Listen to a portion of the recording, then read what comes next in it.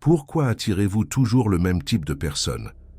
Pourquoi vos relations suivent-elles le même schéma douloureux, comme si vous étiez prisonnier d'un cycle, que vous ne parvenez pas à briser? Ce n'est pas de la malchance, ce n'est pas une coïncidence. Il existe une raison profonde, qu'Eckhart Tolle révèle, et qui va changer radicalement la façon dont vous envisagez l'amour. Si vous avez déjà quitté une relation en vous disant que jamais plus, vous ne revivrez ça, et que vous vous êtes ensuite retrouvé exactement dans la même situation, avec une autre personne, alors cette vidéo est faite pour vous, parce qu'aujourd'hui, je vais vous montrer pourquoi cela arrive. Et plus important encore, comment enfin sortir de ce cycle. Avant de continuer, je dois vous dire quelque chose de très important. Vous n'êtes pas seul dans cette situation. Des millions de personnes à travers le monde se posent cette même question chaque jour. Pourquoi j'attire toujours des partenaires qui ne me valorisent pas? Pourquoi est-ce que je finis toujours avec des personnes qui me blessent de la même manière? Pourquoi ai-je l'impression de changer de personne, mais que l'histoire se répète? Et cette confusion, cette sensation qu'il y a quelque chose de fondamentalement faux chez vous, c'est exactement ce qui fait que ce schéma continue de se répéter. Mais aujourd'hui, cela va commencer à changer. Et je vous promets qu'à la fin de cette vidéo, vous allez comprendre quelque chose sur vous-même, que vous n'avez peut-être jamais perçu auparavant.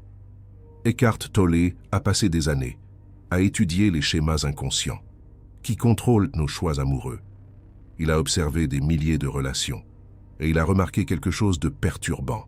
Les mêmes dynamiques se répétaient, les mêmes histoires se racontaient, les mêmes drames se mettaient en scène, avec des personnages différents.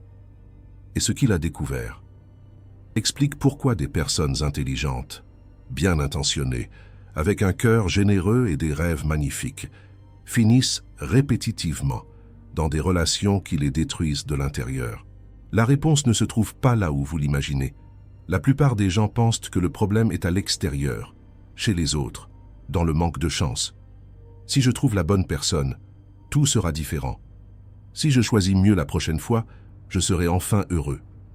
Si j'attends encore un peu, la personne parfaite va apparaître. Mais Eckhart Tolle montre quelque chose de révolutionnaire. Tant que vous chercherez la solution à l'extérieur, chez les autres, le schéma continuera. Parce que le schéma ne se trouve pas dans les personnes que vous attirez. Le schéma est en vous, ou plutôt, dans une partie de vous, que vous ne savez même pas qu'elle existe. Une partie qui opère dans l'ombre de votre conscience, prenant des décisions pour vous, sans que vous vous en rendiez compte. Et c'est là qu'entre en jeu l'un des concepts les plus importants et les plus révolutionnaires d'Eckhart Tolle, le corps de souffrance. Avant que je vous explique ce que c'est, laissez-moi vous poser une question. Avez-vous déjà rencontré quelqu'un et ressenti une connexion instantanée et accablante? Cette sensation que vous connaissiez déjà cette personne, qu'elle vous comprend, comme personne ne vous a jamais compris, que vous avez enfin trouvé votre âme sœur.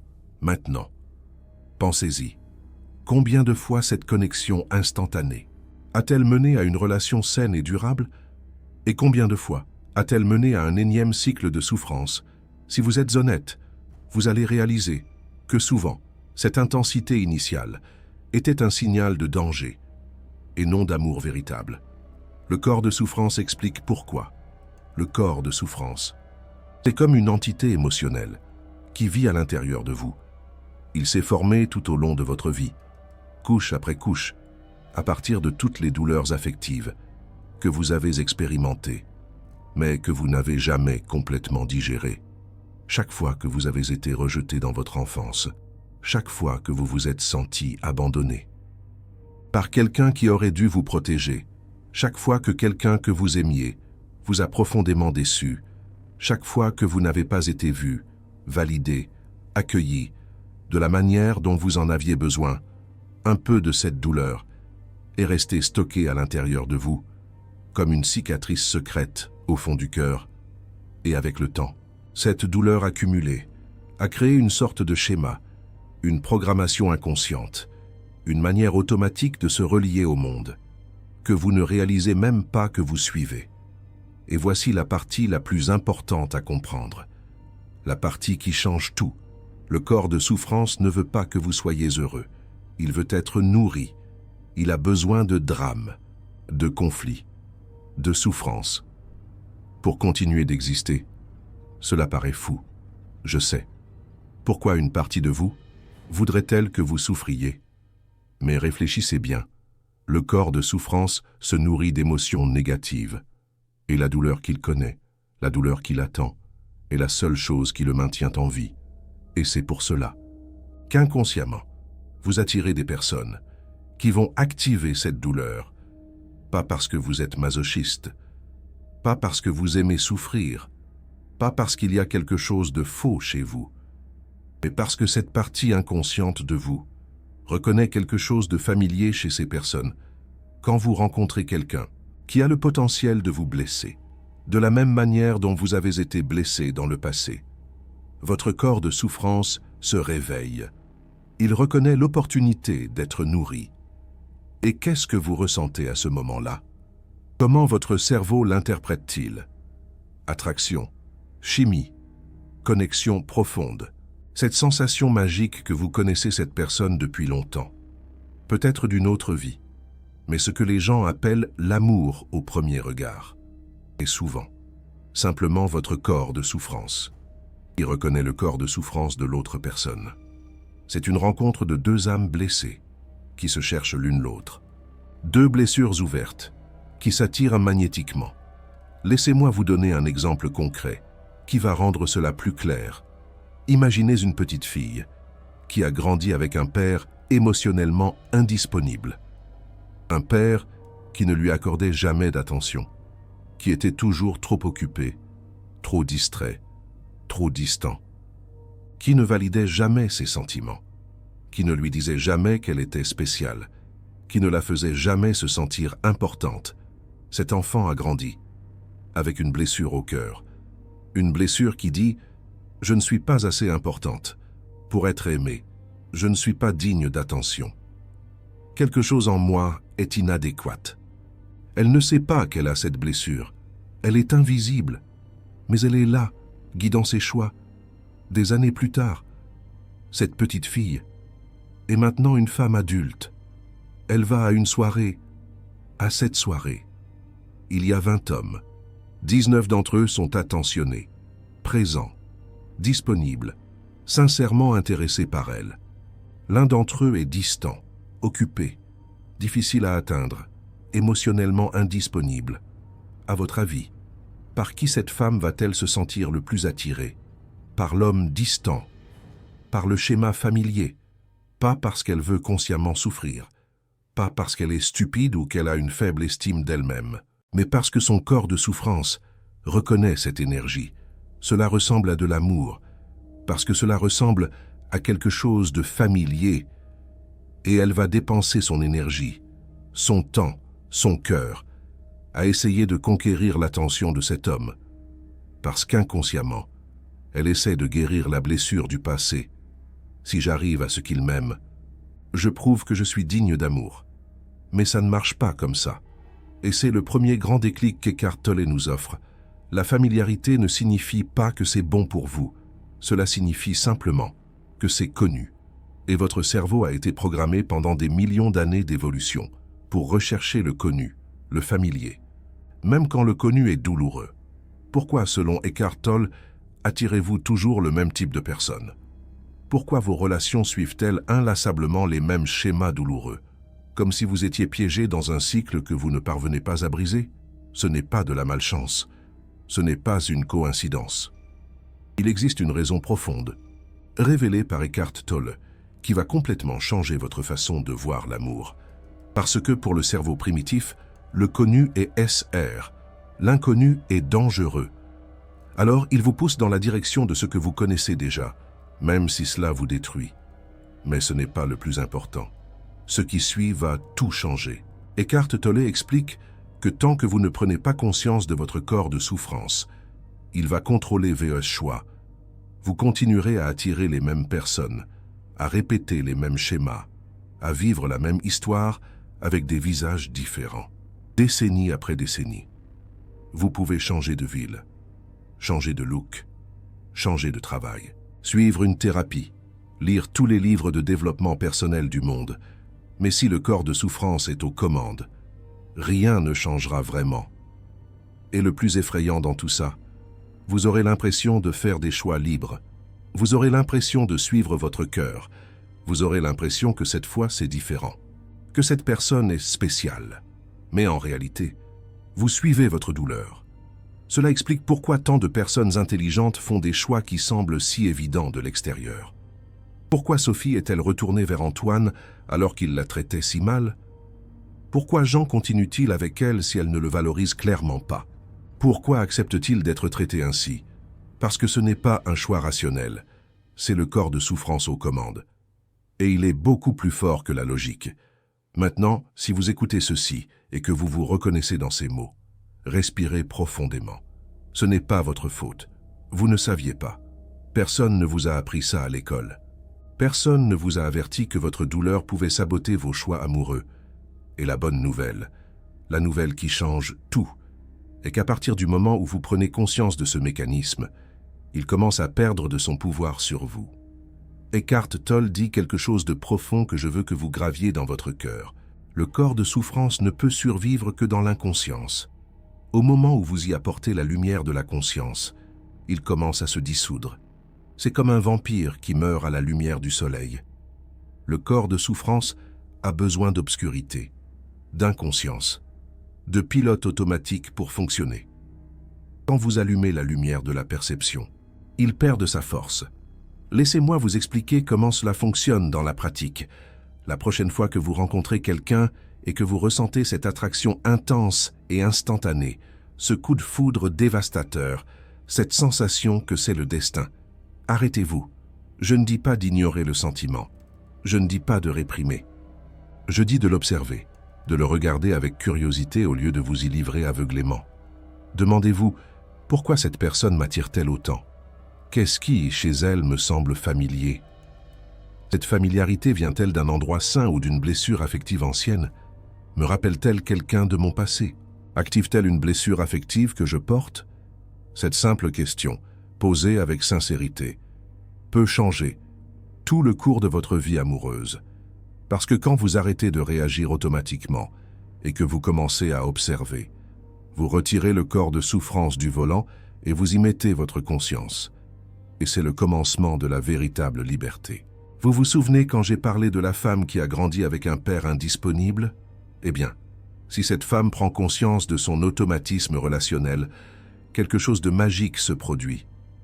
La prochaine fois qu'elle rencontrera un homme distant et émotionnellement indisponible, et qu'elle ressentira ce coup de foudre dévastateur, elle va pouvoir percevoir. Attends un moment, je sais ce qu'il se passe ici. Ce n'est pas de l'amour. C'est ma blessure affective qui veut être rouverte. C'est mon corps de souffrance qui cherche du carburant. Et cette perception change tout. Maintenant, elle a un véritable choix. Avant, elle était en pilote automatique, guidée par des forces qu'elle ne comprenait pas. Maintenant, elle est éveillée, consciente, aux commandes. Et c'est ici que la plupart des gens s'arrêtent. Mais si vous continuez avec moi, vous allez comprendre pourquoi certaines relations semblent si incroyablement intenses au début et deviennent ensuite si dévastatrices. Eckhart Tolle explique que lorsque deux corps de souffrance se rencontrent, lorsque deux personnes avec des blessures affectives non guéries s'attirent, il y a une explosion initiale d'intensité. Cela ressemble à une passion dévastatrice. Il semble que vous ayez enfin trouvé votre âme sœur. Il semble que toutes vos recherches soient arrivées à leur terme. Mais en réalité, ce sont deux douleurs qui se reconnaissent. Et les douleurs ont besoin de carburant pour continuer à exister. C'est pourquoi, après la lune de miel, quand la nouveauté disparaît et que la réalité commence, les conflits apparaissent, des disputes sans raison apparente, des provocations constantes, un drame interminable. Et vous vous demandez, que s'est-il passé? Où est passé cet amour du début? Ai-je tout imaginé? Non, vous n'avez pas imaginé. Mais ce que vous avez ressenti n'était pas de l'amour. C'étaient vos corps de souffrance qui dansaient ensemble. Et maintenant que la danse a changé de rythme, Maintenant que les corps de souffrance sont éveillés et affamés, la souffrance commence. Avez-vous déjà été dans une relation où il semblait que votre partenaire faisait exprès des choses qui vous irritaient, comme s'il savait exactement quel bouton appuyer pour vous énerver, comme s'il avait une carte de vos blessures et qu'il marchait dessus exprès? Ce n'est pas de la méchanceté délibérée, c'est son corps de souffrance qui active le vôtre, et vice-versa. Mais vous faites la même chose avec lui sans vous en rendre compte. Deux personnes avec des corps de souffrance actifs entrent dans un cycle vicieux. L'un provoque l'autre, l'autre réagit, la réaction provoque plus, et ainsi de suite, dans une spirale descendante qui semble ne pas avoir de fin. Eckhart Tolle appelle cela une relation amour-haine. Des moments d'intensité incroyable, suivis de moments de destruction mutuelle. Des hauts euphoriques suivis de bas dévastateurs. Des réconciliations passionnées suivies de disputes de plus en plus graves. Et beaucoup de personnes confondent ces montagnes russes émotionnelles avec l'amour véritable. Elles pensent que l'intensité signifie la profondeur, que la souffrance prouve que c'est réel, que si ça ne fait pas mal, ce n'est pas de l'amour véritable. Mais ce n'est pas ainsi. L'amour véritable, comme Eckhart Tolle le décrit, est calme, est présent, est pacifique. Il n'a pas besoin de drame pour exister. Il n'a pas besoin de hauts et de bas constants pour se prouver. Il n'a pas besoin de souffrance pour avoir de la valeur. Si votre relation ressemble à des montagnes russes, ce n'est pas un signe de passion. C'est le signe que deux corps de souffrance se battent pour le contrôle, en vous utilisant comme des marionnettes. Avant de vous montrer comment résoudre cela une fois pour toutes, je dois vous raconter une chose encore plus importante qu'Eckhart Tolle a découverte. Il existe un autre mécanisme qui explique pourquoi vous répétez des schémas, le rôle que vous assumez inconsciemment. Toute personne qui grandit dans une famille dysfonctionnelle, et soyons honnêtes, presque toutes les familles ont un certain niveau de dysfonctionnement, développe un rôle, une identité, un personnage qu'elle a appris à interpréter pour survivre. Certains deviennent les sauveurs. Ils essaient toujours de réparer des personnes brisées. Ils attirent toujours des projets au lieu de partenaires.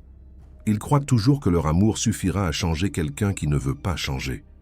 D'autres deviennent les victimes. Ils attirent toujours des personnes qui les maltraitent. Toujours se retrouver dans des situations où l'on est dévalorisé. Toujours avec une histoire de souffrance à raconter. D'autres deviennent les rebelles. Toujours en conflit avec ceux qu'ils aiment, toujours à tester les limites, toujours à provoquer jusqu'à ce que l'autre personne explose ou s'en aille. D'autres encore se transforment en invisibles, toujours à s'effacer dans les relations, toujours à laisser l'autre briller, toujours à oublier leurs propres besoins. Ces rôles sont comme des personnages que vous avez appris à interpréter depuis l'enfance. Vous les jouez si bien, si naturellement, que vous ne réalisez même pas que vous êtes en train de jouer. Vous croyez que c'est qui vous êtes, mais c'est juste un rôle. Quand vous entrez dans une relation, vous apportez votre rôle avec vous. Et vous attirez magnétiquement des personnes qui complètent votre rôle. Si vous êtes le sauveur, vous allez attirer des personnes qui ont besoin d'être sauvées, des personnes avec des problèmes infinis qui ne se résolvent jamais. Si vous êtes la victime, vous allez attirer des personnes qui vous victimisent, qui confirment votre histoire que le monde est cruel. Si vous êtes le rebelle, vous allez attirer des personnes contrôlantes qui vont vouloir vous dominer. Et ça, c'est le cycle. C'est la prison invisible. Peu importe combien de fois vous changez de partenaire, peu importe combien de relations vous terminez et commencez, si vous ne changez pas le rôle que vous êtes en train d'interpréter, vous allez continuer à attirer les mêmes jeux relationnels, à répéter la même histoire, avec des acteurs différents. Ce n'est pas que vous êtes difficile à aimer. N'est pas que vous ne méritez pas un amour sain, c'est que vous avez besoin d'un type de connexion différent, une connexion basée sur la conscience, pas sur des automatismes relationnels, une connexion entre deux personnes éveillées, pas entre deux personnages en train de jouer. Et comme Eckhart Tolle le soulignerait, c'est le passage de l'inconscience à la conscience qui est crucial. Et la bonne nouvelle, c'est que vous pouvez changer ça. Pas du jour au lendemain, pas avec une baguette magique, mais pas à pas, avec conscience et pratique. Laissez-moi vous montrer comment. La première étape, et peut-être la plus importante, c'est de reconnaître votre automatisme relationnel. Vous devez arrêter de vous voiler la face sur ce qui se passe. Regardez vos relations passées avec une honnêteté brutale. Qu'est-ce qu'elles avaient en commun? Pas superficiellement, comme l'apparence ou la profession, profondément. Quelle était la dynamique? Quel était le thème récurrent? Comment vous sentiez-vous dans ces relations? Qui deveniez-vous quand vous étiez avec ces personnes? Écrivez ça. Soyez honnête avec vous-même. Pas pour vous punir, pas pour vous culpabiliser, mais pour vous connaître. La connaissance est la première étape vers la liberté. La deuxième étape, c'est d'identifier votre rôle. Êtes-vous le sauveur, la victime, le rebelle, l'invisible? Qu'est-ce que vous essayez de prouver ou de résoudre dans ces relations? Quelle blessure affective essayez-vous de guérir à travers l'autre? La troisième étape est la plus puissante de toutes. Observez sans juger. Eckhart Tolle dit quelque chose de crucial ici. Le jugement et la résistance sont de la nourriture pour le corps de souffrance. Quand vous vous jugez pour avoir fait de mauvais choix, vous alimentez la douleur. Quand vous vous détestez pour être retourné vers cette personne, vous donnez de la force à ce que vous essayez de dépasser. Au lieu de vous juger, simplement observez, avec curiosité, comme un scientifique étudiant un phénomène intéressant. Ah, que c'est intéressant. J'ai un automatisme relationnel qui fait que j'attire des personnes émotionnellement indisponibles. Que c'est curieux, je finis toujours par jouer le rôle du sauveur, que c'est révélateur. Cette observation consciente, sans jugement, sans résistance, c'est ce qui commence à dissoudre l'automatisme relationnel.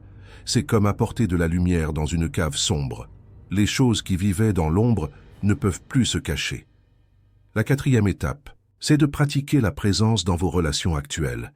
Si vous êtes dans une relation maintenant, commencez à noter quand votre corps de souffrance est actif, quand vous sentez ce besoin de provoquer, de critiquer, de créer du drama, quand vous percevez que vous appuyez sur les boutons de l'autre exprès, quand vous sentez que vous n'arrivez pas à arrêter de réagir, et au lieu d'agir selon cette impulsion, simplement observez. Sentez l'énergie du corps de souffrance monter en vous sans lui donner de voix. Restez présent avec la sensation sans la transformer en action. Ce n'est pas facile. Je sais que non. Au début, vous allez échouer plusieurs fois. Vous allez réagir automatiquement avant de réaliser ce que vous êtes en train de faire.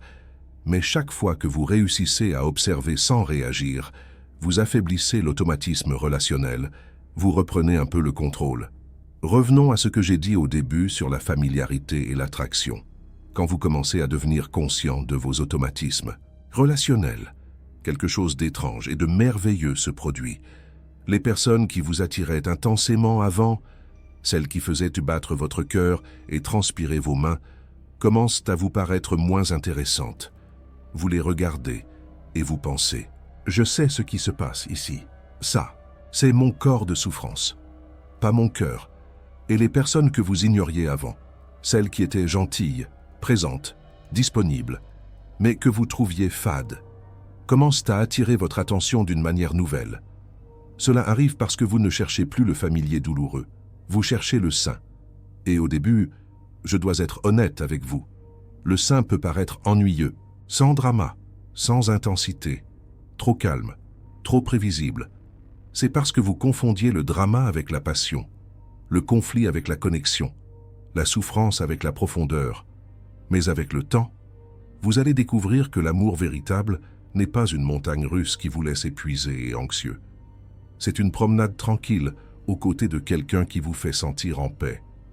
C'est la présence, c'est la sécurité, c'est le fait de pouvoir être vous-même sans peur. Si vous vous demandez si vous allez réussir à faire ça, si c'est possible après tant d'années à répéter les mêmes automatismes relationnels, laissez-moi vous dire quelque chose qu'Eckhart Tolle souligne avec force. Vous n'avez pas besoin de vous débarrasser du corps de souffrance. Vous n'avez pas besoin de le faire. Disparaître complètement. Vous avez juste besoin de devenir conscient de lui. Le moment où vous arrivez à dire, pour vous-même avec clarté, « Je sens mon corps de souffrance maintenant ». À cet instant précis, vous n'êtes déjà plus complètement identifié à lui. Vous avez déjà fait un pas en arrière. Vous êtes déjà en train d'observer au lieu d'être entraîné. Et cet espace, ce petit espace entre vous et le corps de souffrance, c'est là où la liberté réside. C'est là où vous pouvez choisir. C'est là où vous cessez d'être une marionnette et devenez le maître de votre vie amoureuse. Maintenant, Si cette vidéo vous a aidé à comprendre pourquoi vos relations suivent le même schéma, si elle a illuminé quelque chose qui était caché dans les ombres de votre conscience, et si vous voulez que je continue à apporter ce type de contenu qui transforme vraiment.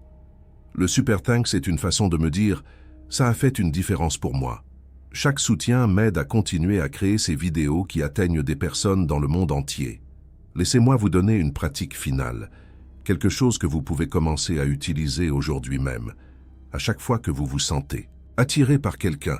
Avant d'agir, avant de vous livrer aux sentiments, posez-vous cette question simple mais puissante. Cette attraction vient-elle d'un lieu de plénitude ou de manque? Si vous êtes à la recherche de quelqu'un pour vous compléter, pour combler un vide que vous ressentez au plus profond de vous, pour vous faire sentir digne d'amour, pour prouver que vous êtes aimable, alors, c'est votre corps de souffrance qui s'exprime. C'est votre blessure affective qui cherche à être guérie par l'autre.